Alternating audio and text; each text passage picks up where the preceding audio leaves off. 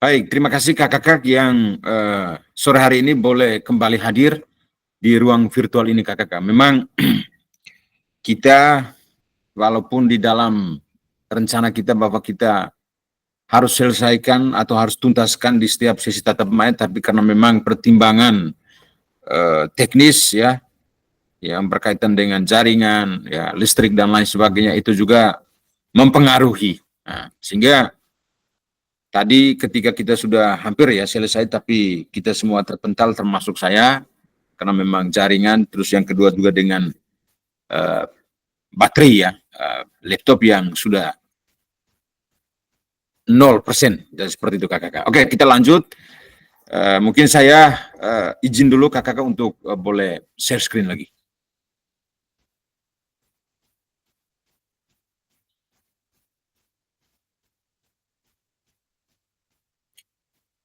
Baik kakak-kakak, mungkin kalau jaringannya agak bagus, bolehlah sesekali on-kan kamera kakak-kakak, biar saya juga tidak terkesan bicara sendiri-sendiri di depan laptop.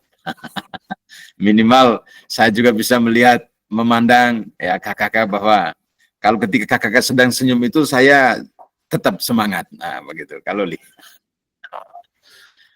Oke, baik. Jadi ini kakak-kakak kita kembali melanjutkan ya. Mari berbagi praktik baik komunitas belajar sekolah.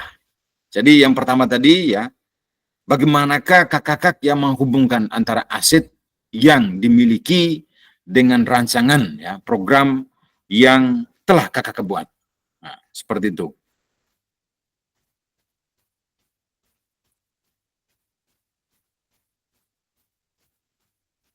Kemudian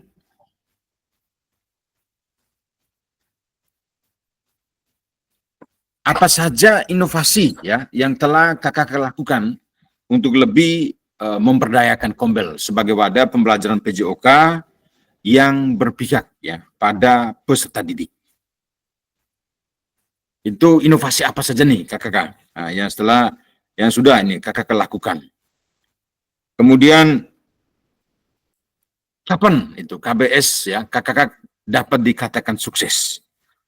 Nah, ini ya yang menjadi pertanyaan ya, untuk bagaimana kita bisa mengembangkan KBS kita yang ada di sekolah lewat proses ya pembelajaran yang kita lakukan. Seperti itu kakak.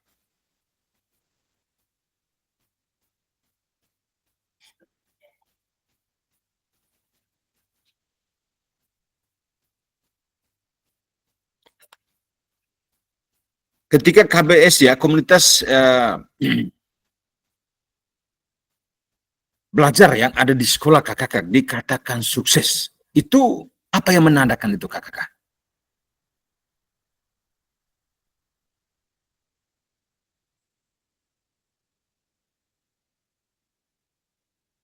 Jadi yang menandakan bahwa komunitas ya belajar sekolah ya,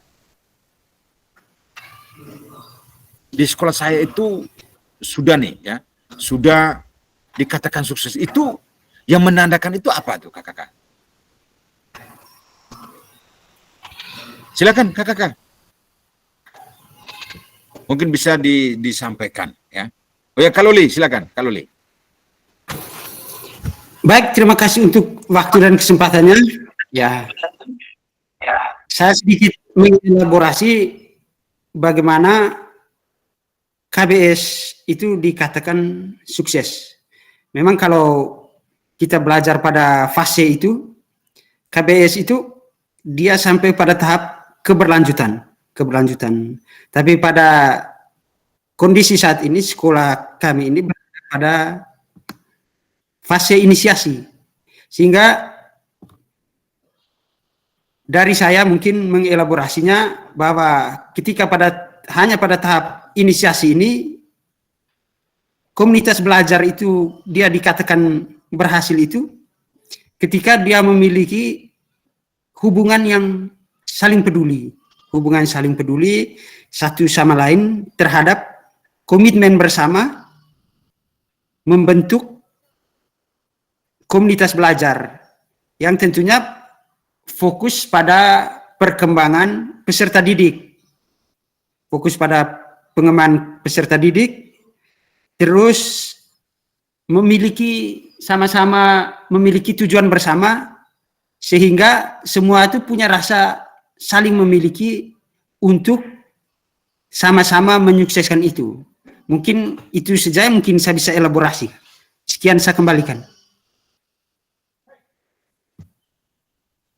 Baik, terima kasih Kak Loli. Ya, itu ya ciri-ciri bagaimana bahwa KBS kita yang ada di sekolah atau komunitas belajar yang ada di sekolah kita itu ya dikatakan ya sukses ya begitu. Mungkin apa yang sudah disampaikan Kak Loli itu ya kakak semua bahwa kita harus setidaknya bagaimana membuat atau membangun ya kolaborasi, membangun hubungan yang baik dengan kombel atau komunitas belajar dari mapil-mapil yang ada di sekolah kita, begitu kakak.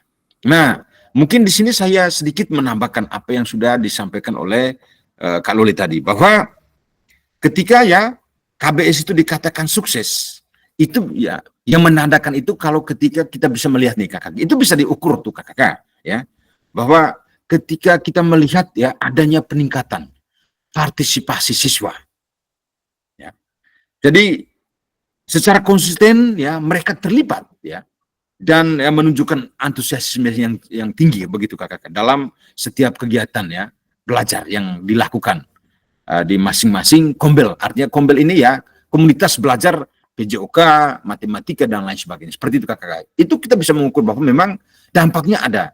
Bahwa ketika ada peningkatan ya partisipasi siswa di kombel kita atau di dalam mata pelajaran PJOK, itu menunjukkan bahwa memang KBS yang kita lakukan di sekolah itu ya sudah mengarah pada yang namanya sukses, kan begitu kakak. Lalu kemudian bahwa mereka siswa itu tidak lagi menunggu instruksi yang diberikan oleh guru. Contohnya nih, kalau tadi Kak Ambo ya menyampaikan bahwa kita kemarin itu ada proyek ya P5 yaitu menanam ya tanaman tanaman toga kemarin ya. Nah, seperti yang Kak Ambo sampaikan tadi, bahwa tidak perlu guru yang setiap hari harus memberikan instruksi terus ya kepada siswa. Ayo silakan anak-anak rawat, siram, ya, dan lain sebagainya. Tapi ketika mereka dapat menginisiatif sendiri ya, ini tugas saya nih, hari ini saya harus lakukan apa? Ya mulai dari pembersihan ya, mungkin ada rumput atau gulma yang ada di sekitar ya pohon itu ya, atau mungkin memberikan pemupukan, nah, kemudian atau ya merawat ya, menyiram dan lain sebagainya. Ini kan merupakan bentuk ya kesuksesan yang sudah dapat kita ukur ya melalui kegiatan KBS yang ada di sekolah. Kemudian yang berikut, kalau kita kaitkan di dalam mahfil PJOK KKK, bahwa ada pencapaian ini ya kompetensi baik secara fisik, sosial maupun emosional. Ketika siswa mungkin kita di dalam pembelajaran ya permainan bola voli atau basket ya, ketika mereka tidak mungkin awal ya mereka awam dengan kegiatan-kegiatan mungkin contohnya melakukan passing ya atau shooting ya dalam permainan bola basket. Tapi pada tahap selanjutnya ketika kita terus membimbing, kita terus ya mendampingi anak-anak tersebut. Setelah kita mendampingi kemudian kita kembali ke KBS, kita diskusi dengan komunitas yang ada di sekolah, lalu kemudian di sana rekan-rekan sejawat kita memberikan masukan, Pak Guru harus lakukan ini, Pak Guru harus lakukan itu. Bila perlu harus ada pendampingan waktu lebih intens lagi pada kegiatan ekstrakurikuler. Nah, ini kan sudah menunjukkan bahwa memang KBS itu sudah setidaknya ya ada kemajuan di sana, kakak. Kemudian yang berikut itu ya pembelajaran yang berpusat pada peserta didik. Ya. Kalau tadi Kak Loli mengatakan bahwa selama ini kami belajar itu melalui platform ya. Merdeka ya belajar ya atau di PMM ya. Tanpa kita belajar mandiri ya di PMM itu pun kita bisa kembangkan ya di KBS kita. Kita membangun ya kolaborasi bersama, berdiskusi. Kita hari ini kita belajar tentang Canva atau kita belajar tentang Google ya aplikasi-aplikasi yang menunjang ya di dalam proses pembelajaran. Ini kan menjadi lalu kemudian kita terapkan ya di dalam proses belajar di kelas. bahwa ini menjadi salah satu hal yang memang cukup menarik, bahwa memang Kombel atau KBS yang kita laksanakan di sekolah itu ya sudah masuk ya pada kategori bukan lagi pada inisiasi nih. Ya, mungkin sudah levelnya sudah naik. Nah, seperti itu. Mungkin sudah masuk pada tahap implementasi dan lain sebagainya. Sekiranya seperti itu kakak, mungkin saya bisa menambahkan bagaimana ya KBS itu ya kita bisa tahu, oh ternyata bahwa dikatakan ya KBS kita di sekolah itu sudah mulai sukses. Nah, seperti itu kakak. Oke, kita lanjut ya pada slide yang berikut kakak. Nah ini kakak, pada sesi ini ya, setelah kita melakukan sesi tatap maya nih kakak, pada pemahaman satu ini ya, kira-kira nih kakak, hal baru apa yang kakak dapatkan pada sesi ini? Silakan kakak, boleh memberikan elaborasinya. Oke, Kak Paji, silakan Kak Paji. Baik. Ya, selamat sore. Tunggu kakak, saya kasih aktif kamera dulu, supaya enak dipandang dan enak didengar. Baik, terima kasih atas waktu yang sudah diberikan kepada saya. Yang menjadi kelemahan dalam merancang KBS itu yang pertama keterbatasan sumber daya juga. Itu keterbatasan sumber daya itu mencakup dua, keterbatasan fasilitas dan teknologi.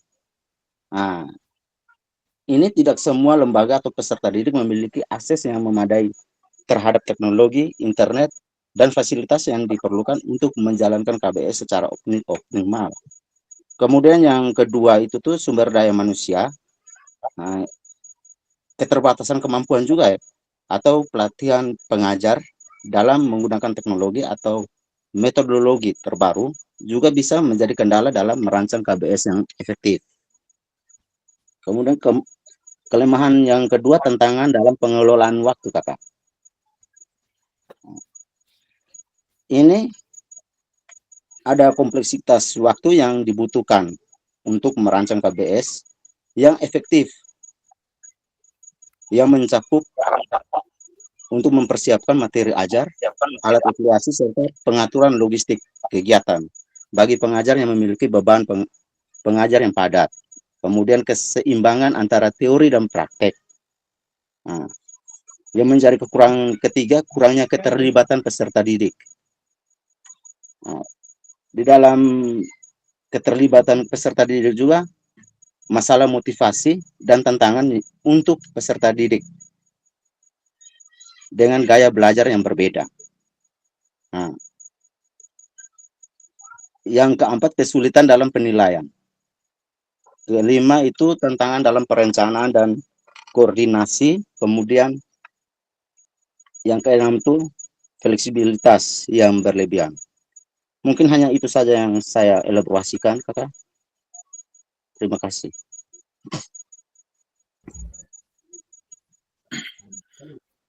Baik, terima kasih ya Kak Haji ya, bahwa ada beberapa kelemahan-kelemahan itu. Nah, ketika kita sudah melihat nih kelemahan ini, kelemahan yang mungkin sudah dialami ya oleh kakak-kakak sekalian di sekolah, bagaimana itu langkah-langkahnya? Nah, mestinya langkah-langkah inilah yang kemudian harus kakak mulai. Contohnya kalau ketika Kak Haji tadi mengatakan bahwa kurangnya partisipasi siswa dalam proses belajar. Mungkin ketika kakak itu menemukan itu di kelas, ya, cobalah kakak mereka membawakan itu di dalam KBS, ya, mendiskusikan bersama hal-hal itu yang terjadi di sana, kemudian bagaimana ya kita merefleksikan yang paling pertama. Setelah merefleksikan kita mulai merencanakan, ya, dan seterusnya. Artinya kita kembali ke siklus ya, siklus KBS tadi. Nah, jadi seperti itu kakak. Artinya bahwa ketika dalam apa yang sudah kita lakukan pertama, kemudian mungkin itu masih mengalami ya kekurangan, maka langkah selanjutnya adalah kita perlu apa lagi? Evaluasi lagi. Kita perlu refleksi lagi dari awal. Jadi kuncinya di sini adalah bagaimana kita dengan keberadaan kita di sekolah ya, sebagai guru PJOK, maka kita mampu nih kakak ya, membuat situasi KBS di sekolah itu menjadi lebih aktif lagi, ya. Walaupun di sisi lain kalau kita melihat soal yang kurang memadai di sekolah, apakah itu menjadi kendala? Nah, berkaitan dengan Mahpel PJOK, kita bicara lebih spesifik nih. Bagaimana meningkatkan prestasi anak, ya.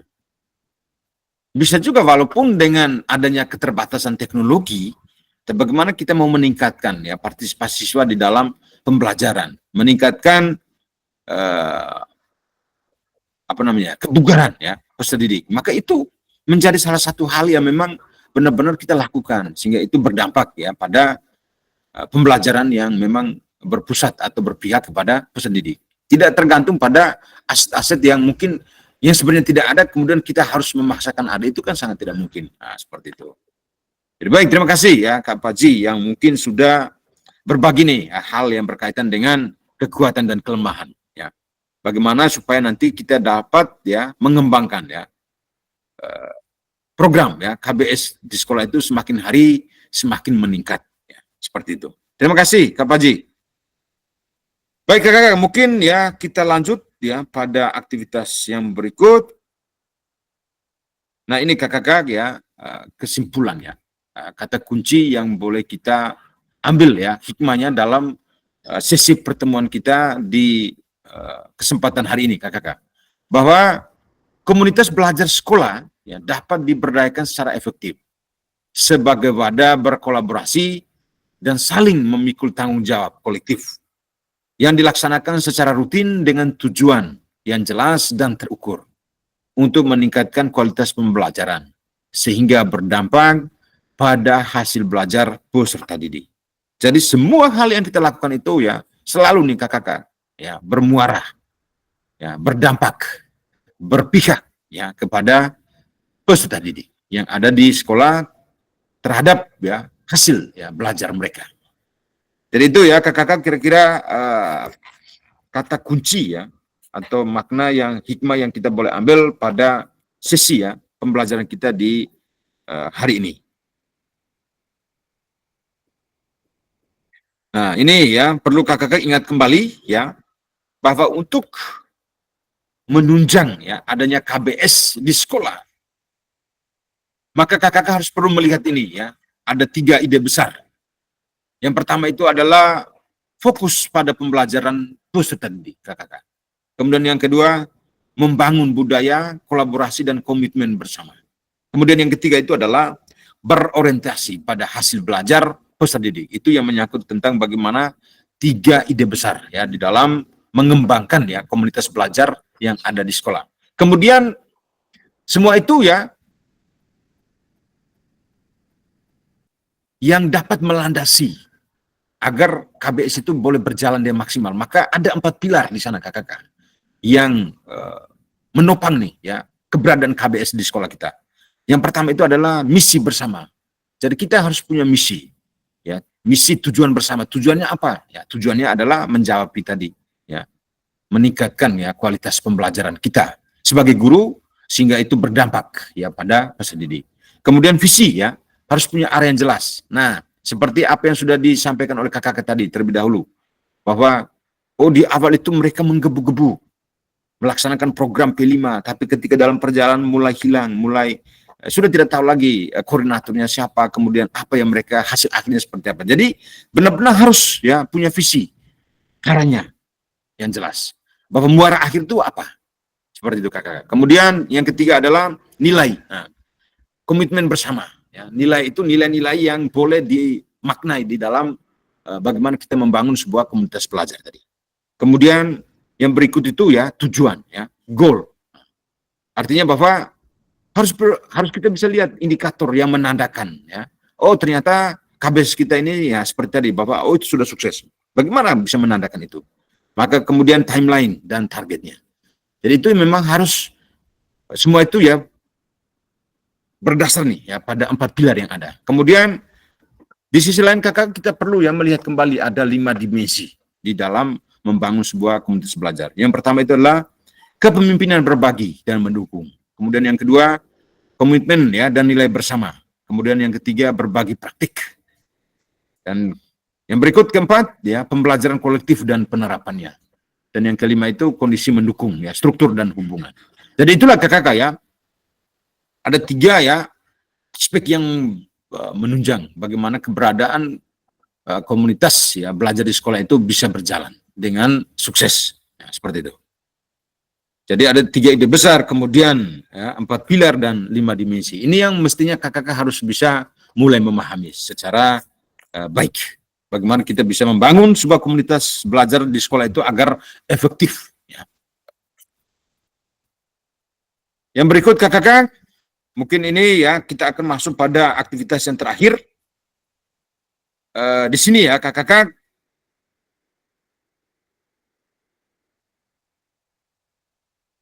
saya ya memberikan ya instruksi ya kepada kakak untuk boleh nih ya mulai sebentar ini ya kakak merancang ya pembelajaran berbasis proyek untuk ya kegiatan ya intrakurikuler ataukah kokurikuler ataukah P5 ya secara kolaboratif dengan rekan sejawat dalam KBS. Dan silakan nanti kakak menggunakan ya model pembelajaran apa seperti itu. Jadi ini mungkin kakak sudah pelajari itu di LMS ya secara mandiri. Yang pertama ya alasan dan tujuan membentuk KBS. Kemudian pengertian komunitas belajar di sekolah, kemudian pentingnya hubungan KBS terhadap keberpihakan para peserta didik dalam pembelajaran PJOK, yang dimana itu ada 3 ide besar tadi kakak.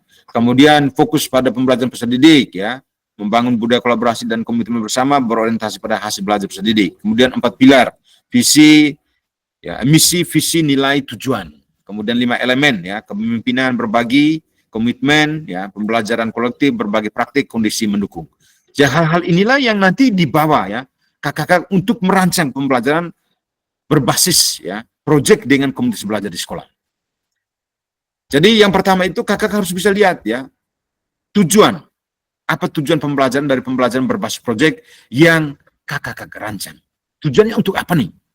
Itu yang pertama. Kemudian yang kedua, apa yang menjadi produk utama dari pembelajaran berbasis proyek yang kakak rancang? Produknya apa nih? Kemudian yang ketiga, bagaimana produk hasil karya dari pembelajaran berbasis proyek yang kakak rancang akan dipublikasikan. Bagaimana cara mempublikasikannya? Bagaimana supaya nanti KBS yang ada di sekolah itu mereka tahu. Oh betul, ya dari komunitas praktisi PJOK melaksanakan kegiatan ini, menyelenggarakan kegiatan ini. Dengan melalui ya pembelajaran di ekstrakurikuler contohnya, atau mungkin dikemas melalui kegiatan P5 atau profil pelajar Pancasila. Seperti itu kakak. Kemudian yang keempat, apa pertanyaan kunci yang perlu dijawab dari pembelajaran berbasis proyek yang kakak rancang? Kemudian yang kelima, apa tipe ya proyek yang kakak pilih untuk pembelajaran berbasis proyek? Apakah itu sudah menjawab ya, memecahkan masalah dalam dunia nyata?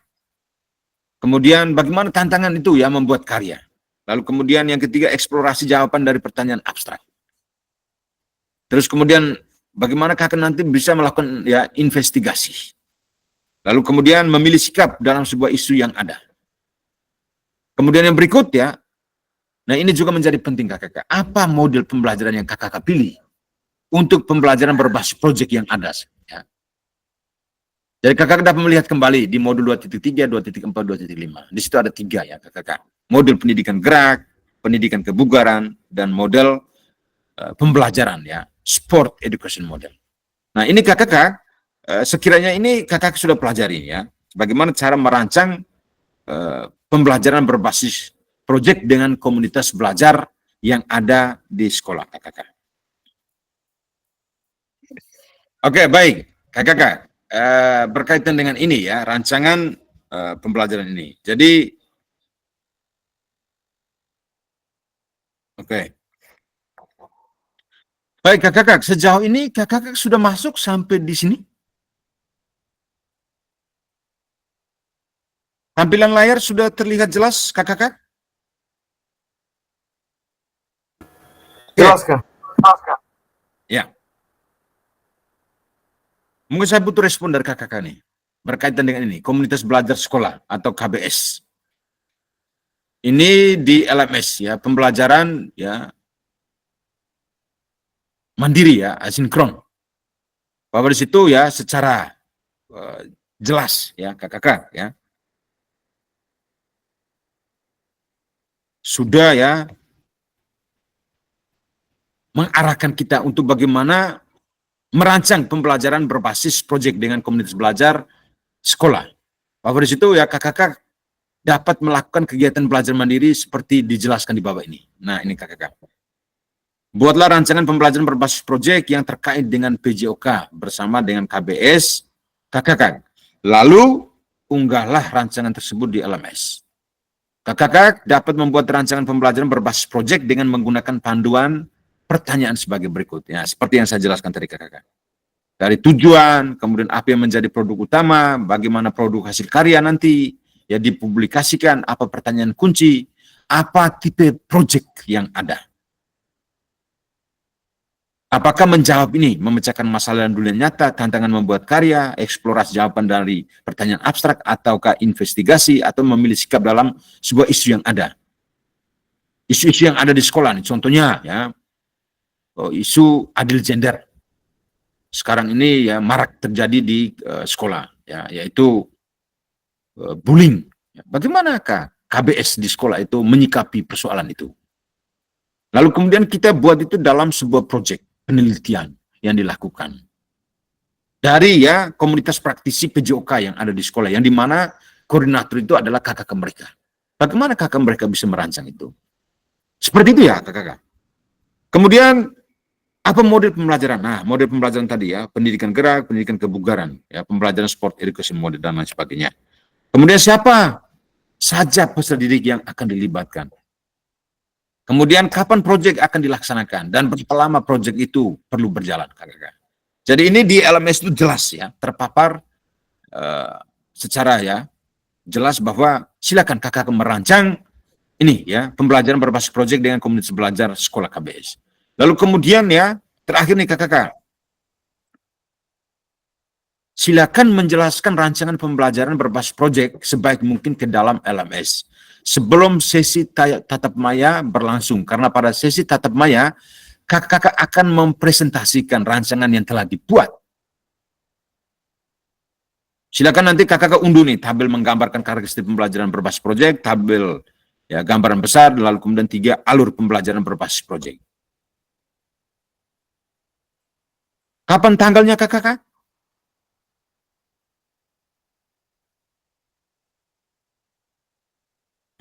Ini kakak. Sebentar kakak. Minimal besok pagi. Nah, itu kakak harus kerjakan itu, lalu kemudian dikirim ya. Dikerjakan itu melalui ya PPT, ya, Canva, atau Word, ataupun juga melalui Google ya. Google Word itu. Jadi silakan kakak nanti kerjakan itu, lalu kemudian kirimkan ya. Sematkan linknya atau masukkan itu ke folder ya. Google Drive yang nanti saya akan buat. Dan sebentar nanti mungkin saya akan buat dan saya sharekan ke grup. Kakak silakan merancang itu. Kemudian nanti dikirimkan ke grup. Ingat kakak bahwa besok ya aktivitas akan sama seperti hari ini. Kita masing-masing akan mempresentasikannya. Jadi mohon kakak untuk berpartisipasi besok.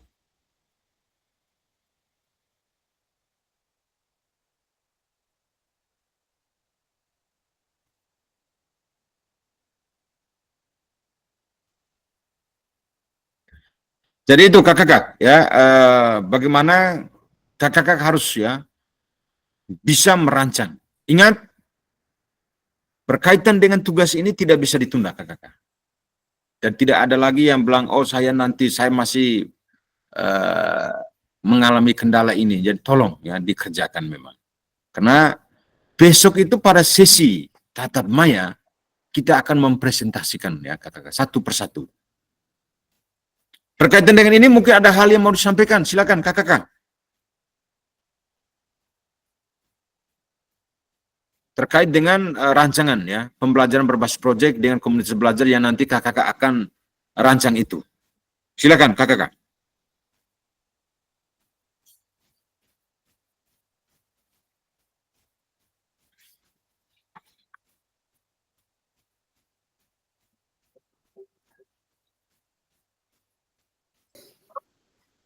Oke, mungkin Kaluli, silakan Kaluli. Baik, terima kasih untuk waktu dan kesempatan yang diberikan ini. Sedikit pertanyaan dari saya mengenai model pembelajaran yang akan kita rancang dalam pembelajaran berbasis proyek. Tentunya dalam hal ini kita menganalisis hal-hal yang terjadi tadi, seperti yang saya angkat tadi, P5. Sementara yang dibahas ini bullying tadi. Ya, yang dibahas ini hanya model pendidikan gerak, terus model pendidikan kebugaran, dan model pembelajaran sport education. Apakah kami bisa merancang hal di luar dari ini? Misalnya bully tadi pada P5. Itu saja pertanyaannya, Kak. Saya kembalikan. Baik, terima kasih Kak Loli ya, pertanyaan yang menarik ya. Memang ketika kita ya mau merancang ya pembelajaran ya berbasis proyek dengan komunitas belajar di sekolah, kemudian di situ ada 3 pilihan ya. Yang pertama itu model pendidikan ya gerak, lalu kemudian pendidikan kebugaran, dan kemudian ya model ya pembelajaran sport education model. Ketika kita sudah bisa memilih, contohnya di materi tentang kalau untuk di tingkat ya atau di fase D ini, itu ada materi ya tentang pengembangan ya pola hidup sehat, lalu kemudian ada bagaimana pencegahan ya terhadap berbagai penyakit ya, ataupun juga ada aspek-aspek yang lain yang terjadi di sekolah. Mungkin hal-hal ini kita bisa angkat ya di dalam konteks bagaimana kita membuat rancangan pembelajaran itu berbasis proyek yang dibuat itu dalam model ya P5 seperti itu. Mungkin kalau tadi ya sedikit saya menyinggung tentang kata bullying tadi, artinya bahwa bagaimana kakak mereka menyikapi ya situasi yang terjadi di sekolah itu untuk diangkat di di komunitas belajar. Kemudian kakak mereka membahas itu, lalu kemudian bagaimana cara solusinya, mencegah agar tidak terjadinya bullying. Nah, seperti itu. Itu sebagai gambaran, sebagai contohnya saja. Nah, yang menjadi tuntutan di dalam modul ini adalah bagaimana kakak mereka merancang itu, ya, pembelajaran berbasis proyek melalui ya kegiatan ya ekstrakurikuler ataukah kegiatan intrakurikuler, kokurikuler ya, ataukah melalui kegiatan P5 seperti itu. Kalau kegiatan itu dilaksanakan melalui kegiatan kokurikuler, mungkin konsep yang lebih ya spesifiknya itu mungkin kita ambil pada materi model ya pembelajaran sport education model seperti itu, atau mungkin dalam kegiatan kokurikuler. Kalau mungkin dalam pendidikan ya kebugaran atau pendidikan gerak, ini bisa kita kemas itu dalam kegiatan P5. Jadi seperti itu kalau Li. Nah, kalau mungkin tadi bicara mengangkat tentang bullying itu, ya itu mungkin kita hanya memberikan sebuah contoh bagaimana kita sebagai guru ya menyikapi, atau kita sebagai bagian dari komunitas ya praktisi yang ada di sekolah untuk menyikapi persoalan yang terjadi di sekolah apabila itu terjadi ya seperti bullying, tindakan kekerasan dan lain sebagainya. Jadi seperti itu kalau maksudnya. Tapi konteks ini ya yang menjadi tuntutan ini adalah 3 aspek itu. Jadi mengembangkan pembelajaran berbasis proyek atau PJBL dengan 3 aspek yang ada. Ya. Yaitu yang pertama itu atau 3 model ya. Model pendidikan gerak, pendidikan kebugaran, dan yang terakhir itu adalah model pembelajaran ya, sport education model, seperti itu. Begitu ya, kalau Li. Mungkin ada yang lain lagi. Pas kok?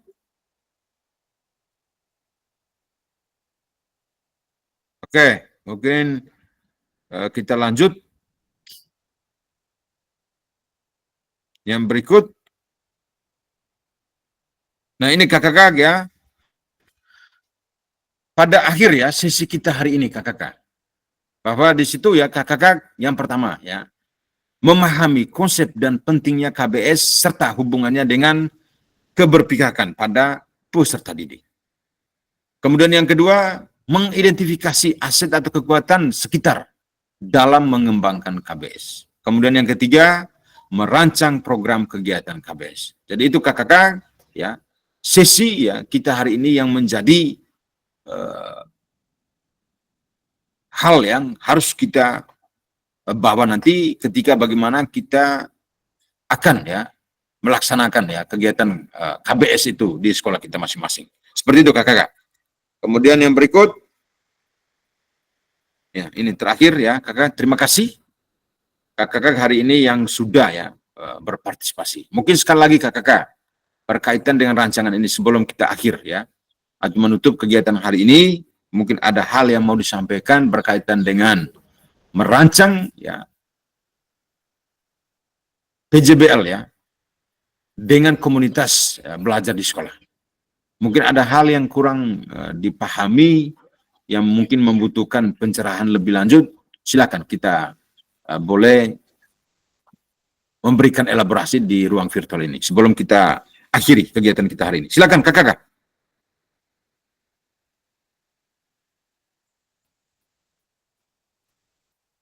Oke, Kak Bende, silakan Kak Bende. Oke, selamat sore. Jadi baik, terima kasih. Menyangkut dengan KBS yang dibahas dari tadi ini,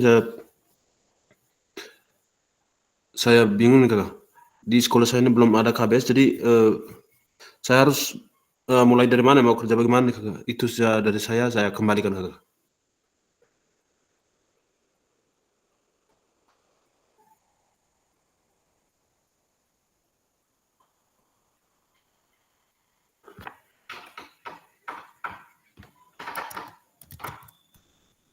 Mikrofon Kai.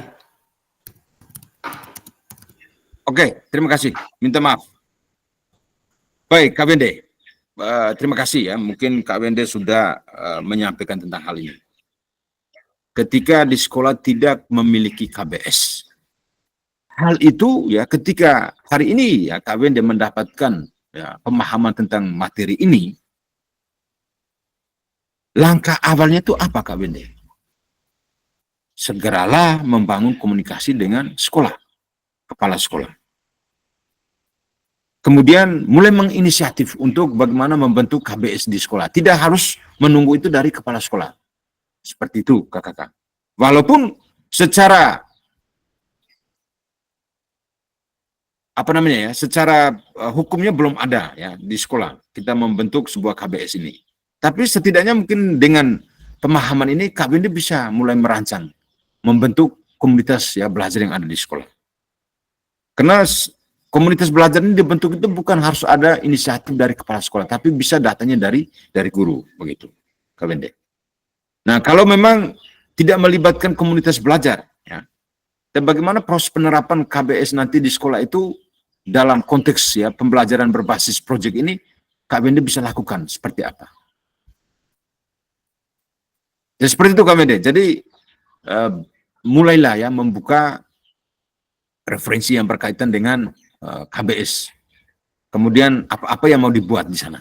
Seperti itu Kak Bende. Karena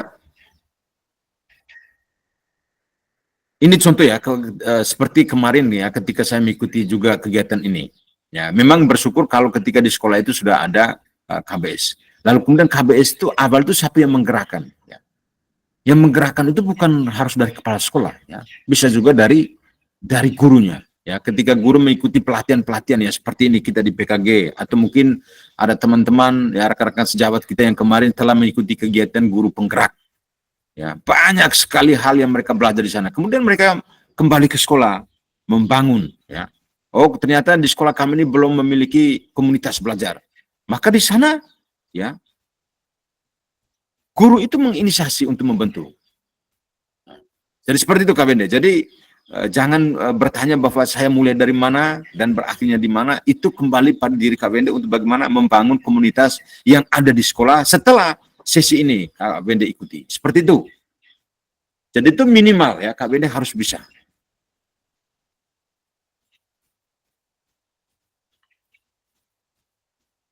Jadi seperti itu kakak. Mungkin ada yang lain lagi berkaitan dengan rancangan tadi.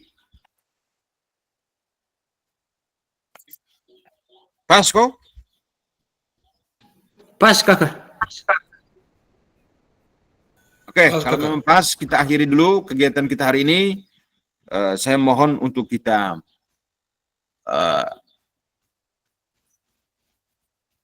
setidaknya kakak ya, kita tinggal lagi beberapa pertemuan ya, tatap maya. Ya. Mestinya semakin kesini kita semakin aktif ya, semakin menggali ya pemahaman kita tentang bagaimana hal-hal yang kita pelajari bersama, hal baru apa yang kita sudah pelajari bersama di kegiatan PKG ini untuk nanti kita kembangkan di sekolah kakak. Jadi itu yang pertama. Kemudian yang kedua ya, inisiatif lah kakak untuk bagaimana mulai ya membuka LMS, kemudian belajar mandiri di sana, lalu kemudian ketika ada saatnya untuk kita tatap muka, mohon untuk kakak kita on time ya, kita on time, kita lebih aktif lagi karena ya tinggal lagi beberapa ya materi ya, atau tinggal lagi beberapa kegiatan yang harus kita lewati. Setelah itu nanti kita akhiri kegiatan PKG ini ya.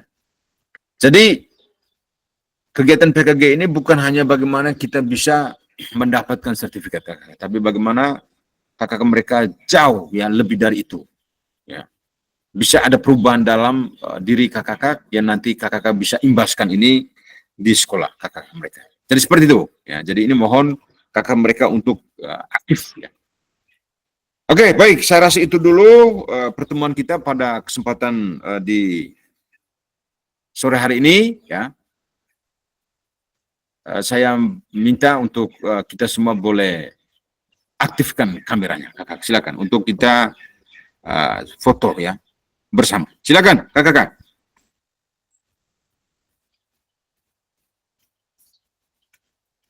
Ayo, silakan kakak. Salam PJOK. Jaya, jaya, jaya. Agak semangat. Ulangi lagi. Salam PJOK. Jaya, jaya, jaya. Jaya, jaya, jaya, jaya. Oke, silakan. Kayak lain lagi silakan kakak. Boleh memberikan kaya yang terbaik. Silakan. 1, 2, 3. 1, 2, 3. Oke, baik. Terima kasih kakak. Kita akhiri dulu kegiatan kita sore hari ini dengan doa. Mungkin di sini Kalisa, silakan. Ya, boleh akhiri kegiatan kita hari ini dengan doa. Silakan Kalisa.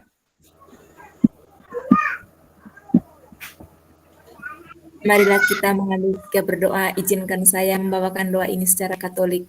Dalam nama Bapa, dan Putra dan Roh Kudus. Amin. Malaikat Allah yang diserahi oleh kemurahan Tuhan untuk melindungi aku, terangilah, bimbinglah dan hantarlah aku. Amin. Dalam nama Bapa, dan Putra dan Roh Kudus. Amin. Baik, kakak. Terima kasih ya Kak Lisa yang sudah mengakhiri kegiatan kita dengan doa. Mungkin saya akhiri dulu kegiatan kita hari ini. Terima kasih. Terus semangat kakak. Dan jangan lupa tagihan ya. Tugas itu dikerjakan ya. Dan kemudian besok minimal itu sudah boleh ya mengirimkan itu di link drive. Ya, di folder drive yang nanti akan saya kirim sebentar di grup kakak. Jadi itu tolong kakak mulai kerjakan itu. Sehingga besok kita kembali untuk boleh melakukan ya sesi tatap maya. Dan mulai menganalisis rancangan yang sudah kakak mereka buat. Terima kasih, itu saja kakak. Saya akhiri. Assalamualaikum warahmatullahi wabarakatuh. Salam, salve, om swastiastu. Salam sejahtera untuk kita semua. Namo Buddhaya, salam kebajikan. rahayu, dan salam sehat untuk kita semua. Terima kasih kakak-kakak, selamat sore semua. Selamat sore. Selamat. Kakak.